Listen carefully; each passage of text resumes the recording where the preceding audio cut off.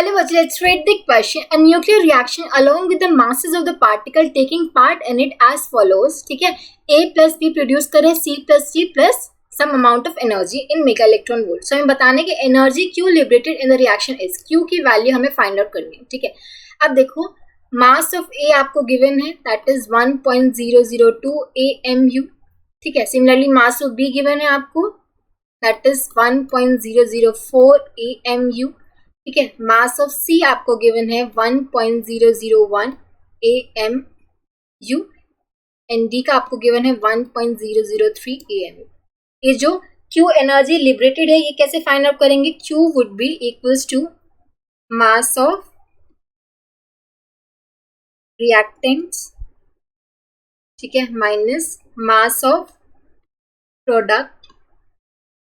ठीक है, और ये AMU में है. ठीक है, इसको आप क्या करोगे, अगर आपको मेगा इलेक्ट्रॉन वोल्ट में कन्वर्ट करना है तो इसको बेसिकली आप 931.5 से मल्टीप्लाई करोगे तो आपको ये मेगा इलेक्ट्रॉन वोल्ट में मिल जाती है. ठीक है, तो आपकी जो Q की वैल्यू है ये बेसिकली आपको ये फॉर्मूला आप यूज कर सकते हो. ठीक है, अगर आपकी जो मासेस है AMU में है, इसको मेगा इलेक्ट्रॉन वोल्ट में आपको कन्वर्ट करने के लिए इसको 931.5 मेगा इलेक्ट्रॉन वोल्ट से, ठीक है, mass of reactant minus mass of product into में 931.5 मेगा इलेक्ट्रॉन वोल्ट. ठीक है, देखो मास ऑफ रिएक्टेंट, यहाँ पे A और B रिएक्टेंट है यानी कि MA प्लस MB और प्रोडक्ट्स क्या है C एंड D, MC, ठीक है, प्लस D. ठीक है, इनटू में 931.5 मेगा इलेक्ट्रॉन वोल्ट.